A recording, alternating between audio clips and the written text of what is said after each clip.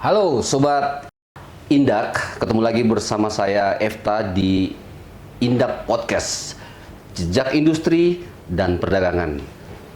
Nah, saya ingin mengucapkan selamat datang dulu buat teman-teman yang baru saja bergabung di Indak Podcast, di mana Indak Podcast ini akan memberikan informasi terkait dunia industri dan perdagangan. Untuk episode kali ini, kita akan membahas tentang peran pemberdayaan industri. Nah, Sobat Indak, bicara masalah pemberdayaan industri, ini merupakan salah satu upaya pemerintah Provinsi Sulawesi Tengah untuk meningkatkan daya saing pelaku industri. Nah, untuk itu pemerintah daerah dalam hal ini Dinas Perindustrian dan Perdagangan Provinsi Sulawesi Tengah perlu melakukan pemberdayaan secara terencana tentunya, kemudian terarah dan terukur. Nah, untuk mengetahui seperti apa pemberdayaan bagi pelaku industri di Sulawesi Tengah, saat ini kita bersama saya telah hadir dua orang narasumber. Yang pertama itu Ibu Mira Yuliastuti STMP, beliau selaku Kepala Bidang Sarana dan Prasarana Pemberdayaan Industri atau yang disingkat SP2I. Kemudian yang kedua narasumber kita ada Ibu Ratna STMSI, pembina tenaga fungsional, pembina industri ahli muda. Selamat, apa kabar Ibu? Ya, alhamdulillah kabar baik. Okay. Ya. Sebelum kita mulai untuk beberapa pertanyaan, saya ingin ke Ibu Kabid dulu ya. Saya panggilnya Ibu Kabid saja supaya lebih. Bu Kabid, sebenarnya apa tugas dan fungsi dari SP2I? Silakan Bu. Ya, terima kasih. Tadi sudah sempat disinggung masalah pemberdayaan industri. Jadi bidang kami itu adalah bidang sarana prasarana dan pemberdayaan industri. Iya. Pemberdayaan industri salah satu fungsi yang ada di bidang SP2I. Iya, betul. Kalau kita singkat tadi ya SP2I. SP2I ya. Nah, kalau di ditanyakan apa yang menjadi Tugas dan fungsi itu secara umum itu kan kita acuannya kepada Undang-Undang Nomor 3 tentang industri. Iya. Salah satunya itu tadi bagaimana kita di bidang industri bisa membantu pelaku-pelaku industri kita, baik industri yang industri kecil menengah maupun industri besar, seperti itu. Bidang sarana prasarana industri, bidang sarana prasarana industri itu ada beberapa fungsional, salah satu terkait dengan pemberdayaan industri, kemudian terkait dengan bagaimana sih supaya pelaku industri kita itu memiliki standarisasi dalam dalam melakukan proses produksinya, kemudian terstandar ya, supaya itu kan daya saing dari produk-produk kita itu bisa akan lebih baik lagi, seperti itu. Kemudian juga fungsi kita di bidang SP2I itu adalah terkait dengan data. Data. Jadi data pelaku-pelaku IKM atau pelaku industri kecil menengah itu kita kita kumpulkan berapa sih pelaku-pelaku IKM. Karena nanti kaitannya dengan kalau dia pemberdayaan, apakah kita perlu pelatihan seperti apa, kebijakan apa nanti yang akan kita lakukan untuk pelaku-pelaku IKM kita. Kalau kita mau bekerja, otomatis kita kan data itu adalah dasar kita untuk melakukan atau pijakan kita untuk melakukan program kegiatan seperti itu. Nah, selain itu juga jadi data IKM, kemudian data aplikasi, kita punya aplikasi sistem informasi industri nasional. Nah, itu yang langsung langsung terkonek dengan kementerian, Pusdatin, Pusat Data Industri. Jadi di situ kita bisa melihat bagaimana progres ataupun perkembangan industri yang ada di Sulawesi Tengah secara umum. Mungkin secara umumnya seperti itulah gambaran tugas dan fungsi yang ada di bidang SP2I atau sarana prasarana dan pemberdayaan industri. Oke. Nah, saya coba ke Ibu Ratna. Ibu Ratna, apakah dalam upaya pemberdayaan pelaku industri ini betul-betul sudah terencana mulai dari kabupaten sampai, kan kebetulan kita di provinsi nih Bu ya. Apakah sudah terencana dengan atau bagaimana menurut Ibu? Silakan Bu. Ya, terima kasih Pak Pos. Ya. Iya. Iya. Jadi kalau persoalan dia terencana atau tidak terencana kan itu bagian dari kewenangan masing-masing kabupaten dan provinsi. Iya. Dimana sebenarnya kabupaten itu harusnya melakukan perencanaan juga, dibantu dengan sinergisitas dengan provinsi akhirnya jadinya. Iya. Jadi seperti banyak kegiatan yang kita laksanakan misalnya di kabupaten. Iya. Itu kalau kita laksanakan misalnya satu pelatihan di kabupaten, terus tanpa ada intervensi selanjutnya dari kabupaten, Iya. itu akan merepotkan juga kami di provinsi karena tidak setiap saat itu kami bisa melakukan pembinaan di kabupaten. Iya.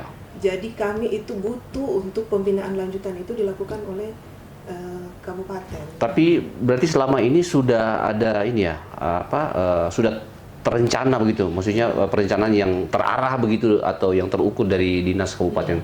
Kalau persoalan terukur sudah pasti kan setiap kegiatan itu kan harus dapat diukur. Iya, oke.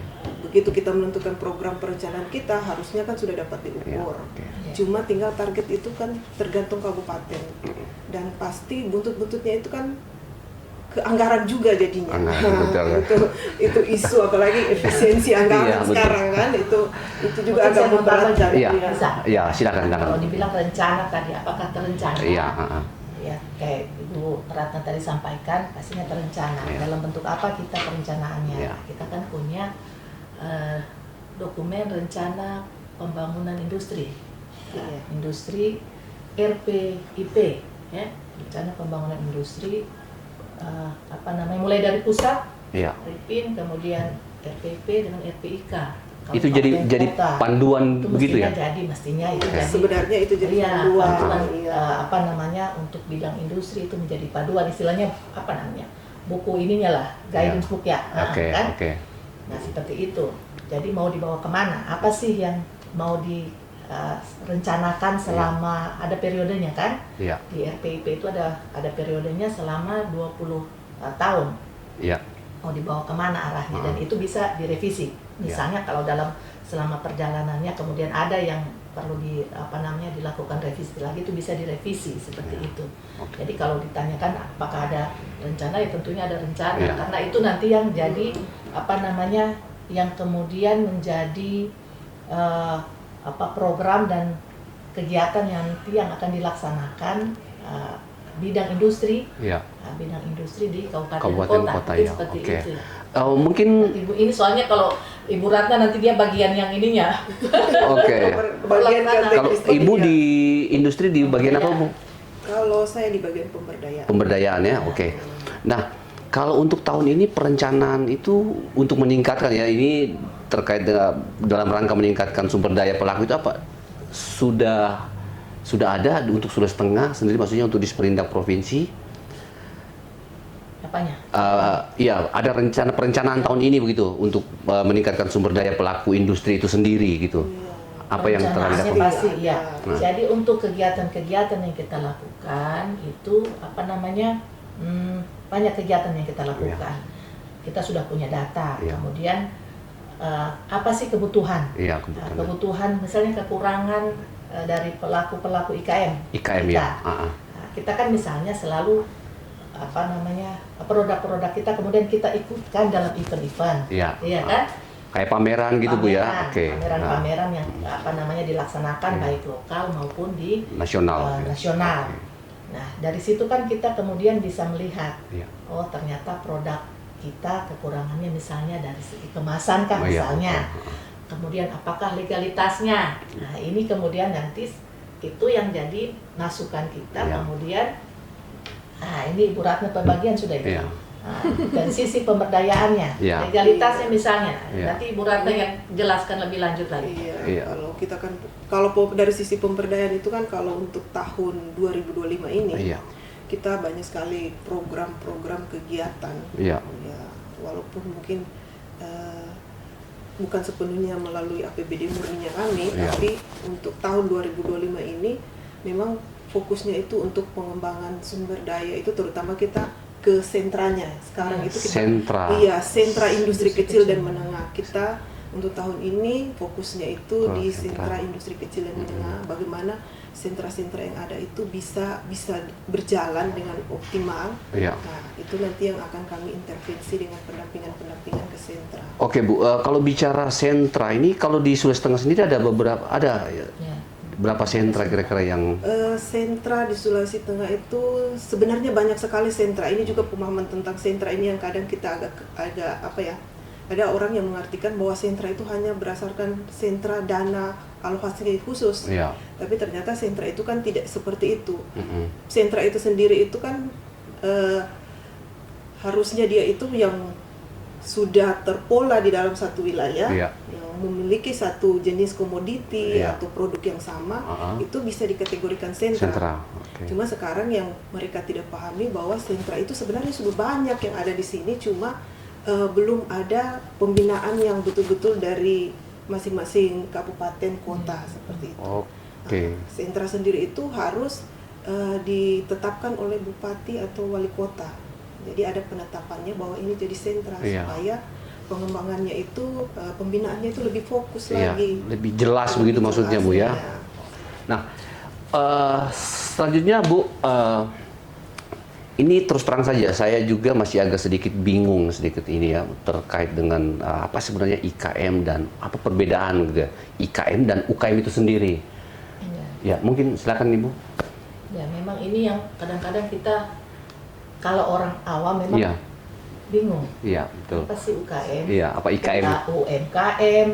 Iya kan, ada lagi UMKM, ada UKM, ada IKM. Betul. Nah, ini mana bedanya? Tapi itu apa namanya, kalau kita kan memang acuannya Undang-Undang Nomor 3 tadi tentang industri.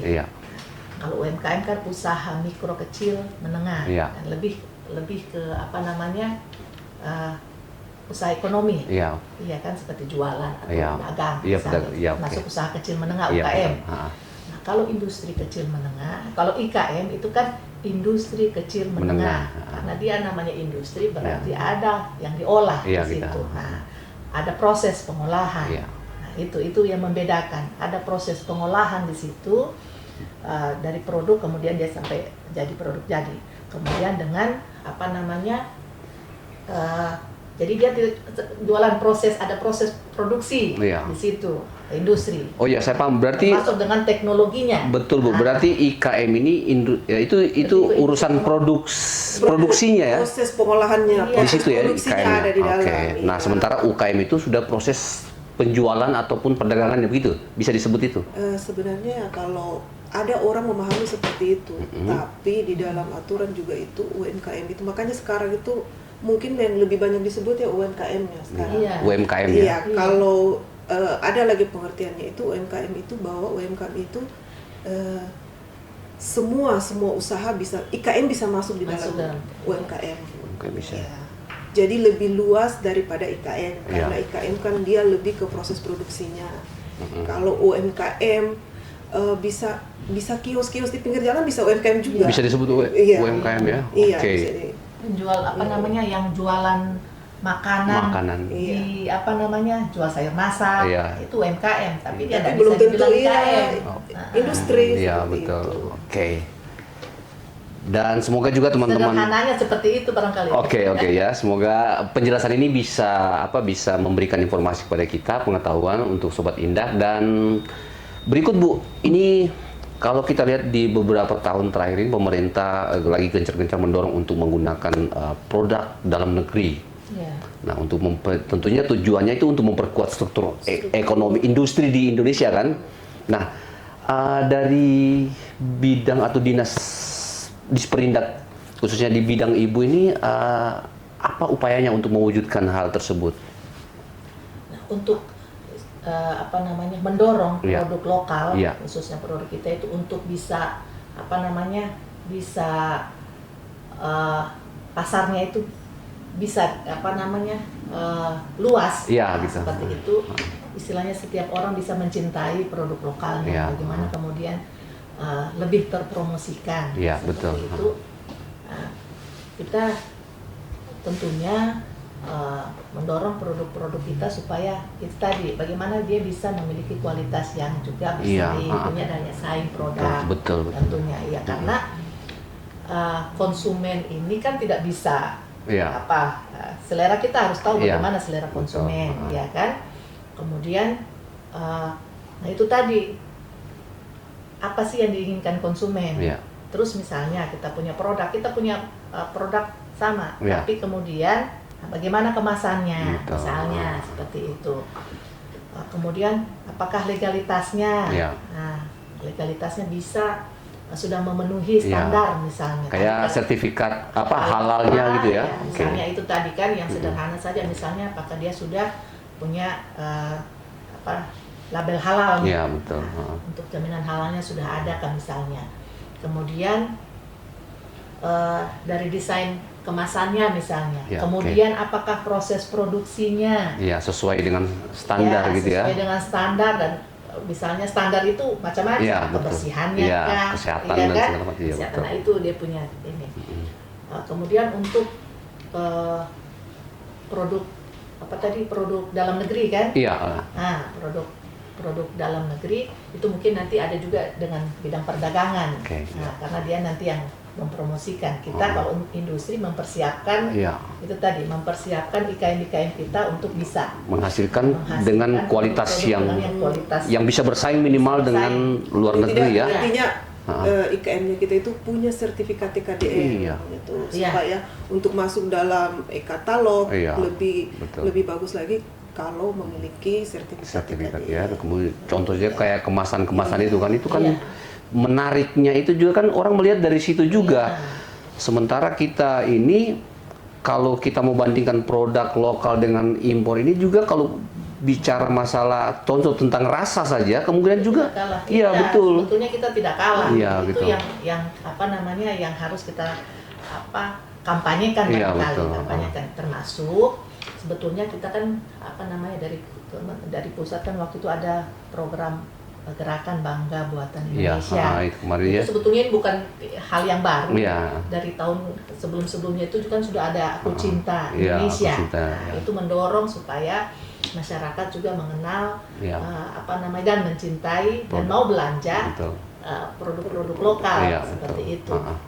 Melalui gerakan inilah, gerakan Bangga Buatan Indonesia seperti itu. Mantap Bu. Jadi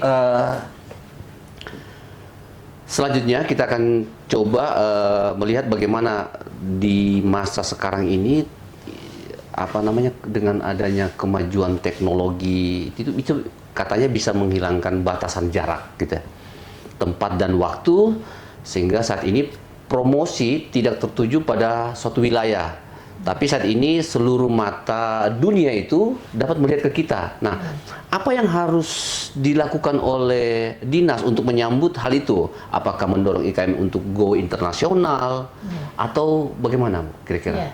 Nah, ini yang sudah dilaksanakan kemarin ini dengan kerjasama dengan Ibu Ratna sudah laksanakan itu kemarin kerjasama melalui marketplace. Marketplace Shopee kita kemarin fasilitasi 50 IKM untuk masuk dalam marketplace. Sekarang sudah masuk? Kemarin kita pendampingan untuk supaya mereka masuk sebagian. Sebenarnya ini sudah banyak sih sebenarnya IKM-nya kita masuk dalam marketplace. Cuma kan ada begitu banyak juga kendala yang sebenarnya menjadi tanggung jawabnya kita bersama mungkin. Apa itu kira-kira? Banyak sekali IKM-nya kita itu yang kadang mau masuk di marketplace itu terkendala dengan biaya pengiriman. Iya, seperti itu kan. Kadang mereka mengeluhkan buat mengirim satu jenis produk saja, kalau cuma satu jenis produk terus mau antar ke tempat pengiriman itu kan agak biaya repot juga sebenarnya ini sudah dari tahun sebelumnya itu kita sudah mulai mendorong IKM-nya kita itu. Bukan cuma IKM sih, sebenarnya industrinya kita kan sudah banyak juga ini ekspor. Kalau industri besar kan sudah pasti banyak yang ekspor. Jadi tujuannya memang supaya kalau industri kecil ini yang masih jadi PR buat kita mau mendorong go internasional. Ya, karena tujuannya memang supaya produk ini bisa dikenal oleh minimal masyarakat Indonesia gitu ya. Iya, Oke.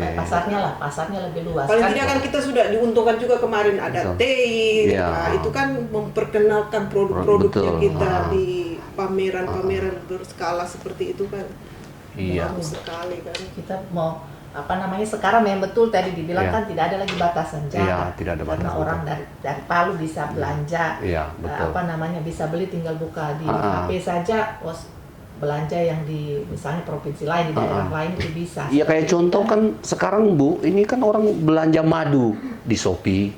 Iya. Padahal kita punya madu juga di sini kan. Punya kita ada juga. Nah, jadi kemungkinan saya juga berpikir mungkin ini Iya. karena kemasan dan apa segala. Jadi saya sepakat dengan Ibu tadi bahwa memang harus difasilitasi ke penjualan secara online itu. Jadi mungkin lebih mudah orang mencari. Itu malah kita bikin marketplace sendiri barangkali. Bisa barangkali. Marketplace lokal. Jadi Iya. kalau orang mau cari madu, Iya. Kedepannya kan bisa masuk di mana ini? Amazon, Iya, mungkin iya. Alibaba barangkali. Iya. Iya. Oke, kalau saya melihat ini juga memang di bidang Ibu tanggung jawabnya itu sangat berat, bagaimana bisa mendorong para pelaku industri ini untuk bisa meningkatkan kualitas dari produk mereka ya, gitu supaya bisa laku gitu. Nah, selanjutnya ini saya ke Bu Kabit dulu barangkali juga ya. Sebenarnya apa harapan Ibu terkait dengan IKM ini untuk kedepannya kira-kira? Iya, tentunya kalau dibilang harapan, kita pengennya produk-produk IKM kita, Iya. sudah kita melakukan pendampingan Iya. tadi, pelatihan, Iya. kemudian pelatihan, pendampingan, kemudian kita ikut-ikutkan dalam Event, event-event, apakah oke. pameran lokal Iya. ataupun pameran nasional. Iya. Harapan kita, ya kemudian pasarnya semakin Terbuka gitu ya? terbuka. Iya. Pasar tentunya itu yang ujung-ujungnya kan pasar. Ya, oke. Tapi jangan sampai kemudian pasar terbuka, tapi produk yang dihasilkan juga kemudian tidak Memenuhi standar. menjaga kualitas. Kualitas, oke. Nah, Ya. misalnya sudah ini kemudian tapi kualitas produknya tidak tidak bukan continue, maksudnya kualitasnya itu harus terus menerus seperti Tetap itu. terjaga gitu ya, Tetap kualitasnya tetap terjaga terjaga. Oke. kualitas produknya Iya. seperti itu supaya kita punya produk IKM ataupun pelaku-pelaku IKM kita itu bisa juga bersaing dengan pasar atau pelaku-pelaku IKM yang ada di luar sana. Oke. Karena sebetulnya di kementerian itu banyak event-event yang dilakukan. Iya. Event-event yang dilakukan ataupun lomba-lomba yang dilakukan itu untuk mendorong pelaku-pelaku IKM kita juga bisa bersaing. Iya. Nah, harapannya kita seperti itu. Iya, oke. Kita bukan cuma di lokal, tapi bagaimana kita kemudian kalau misalnya kementerian Iya. ada lomba-lomba yang seperti kemarin dibikin itu Indonesian Food Iya. Innovation, Innovation. ada festival inovasi untuk kategori kuliner. Iya. Kita bisa masuk di situ dan bukan cuma masuk sebagai peserta, tapi Iya. kita juga bisa dapat juara lah. Ikut kompetisi gitu ya, seperti Kompetisi yang tahun kemarin kita sudah ikut kompetisinya tapi belum menang. Oke. Nah, mudah-mudahan itu kan target. Iya. Dan harapan kita Ah. ke depannya kita punya pelaku-pelaku IKM Iya. juga bisa Ya, amin. bisa berjaya. Oke, kalau Ibu Rata apa jadi harapan kira-kira untuk IKM ke depannya yang khususnya yang Ibu yang dibina ya oleh Yang pastinya, ya. Ya. yang pastinya kalau IKM itu sudah begitu panjang kita lakukan pembinaan, kita pasti pinginnya mereka itu meningkat daya saingnya. Ya, oke. Paling tidak yang tadinya cuman berproduksi dalam skala yang terbatas, Iya. mungkin kedepannya mungkin Lebih besar. lebih besar. Iya, Ekspor mungkin Iya, seperti bisa ya. impiannya kita di Sulawesi Tengah, Betul. mungkin kedepannya bisa ekspor Oke. seperti itu. Oke, ya. Jadi saya pikir mungkin karena waktu juga membatasi kita Ibu, ya. Terima kasih sudah hadir bersama kami di Indak Podcast dan lain waktu kita bisa berjumpa kembali dan siap lagi Ibu untuk diundang di Indak Podcast. Siap. Mungkin dengan tim yang lain yang Iya, siap. Oke. Nah, Sobat Indak, itulah tadi perbincangan kita atau diskusi kita terkait dengan pemberdayaan industri yang ada di Sulawesi Tengah. Semoga informasi ini bisa bermanfaat. Dan bagi Anda yang ingin terjun di dunia industri maupun perdagangan, Anda bisa langsung datang ke Dinas Perindustrian dan Perdagangan Provinsi Sulawesi Tengah di Jalan R.A. Kartini nomor 18 Palu. Saya Efta mundur diri dan sampai jumpa di podcast Indak Podcast Jejak Industri dan Perdagangan.